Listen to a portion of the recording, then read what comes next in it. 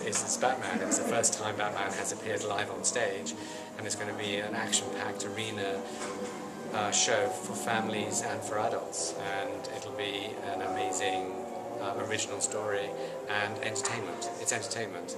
We're bringing Gotham City, we're bringing Arkham Asylum, and we're bringing Wayne Manor and the Batcave. And we have all the well-known villains, absolutely, that everybody remembers. And I think that's the great thing about Batman, is that he has so many supervillains to deal with that everybody remembers.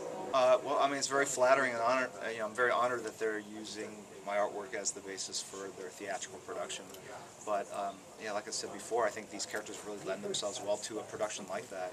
You know, Batman with his silhouette and the dark costume and the cape, the flowing cape, is something that just looks kick-ass in person, you know, as you saw earlier today when you guys posed with Batman. But having that in a theatrical production where he's moving across the screen and you can introduce digital bats across the screen and lightning and thunder, that kind of stuff, I think it really will sell the idea that you're seeing this in real life. It's happening in front of your eyes. Have you had to introduce a redesign just because of the kind of the logistics of what he has to do on stage?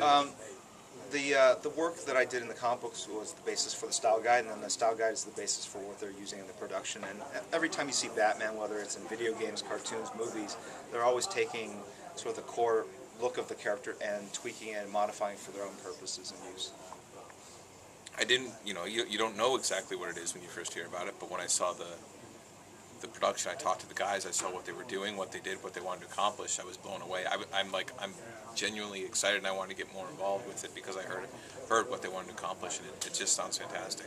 Robin's journey very much brings up Bruce Wayne's journey once again, and even a little bit harder so, because he can kind of take it and own it, and there's all this pain, and then he sees some other kid it happens to, opens up all these wounds and even makes him more angry, and he's doing a lot of projection on Robin for what he went through, and he doesn't really understand this, how to relate to this boy. And it's I think it's very much, Robin brings out a whole nother level to Batman. I actually think it's more about Bruce Wayne and Batman than almost any story except for his origin.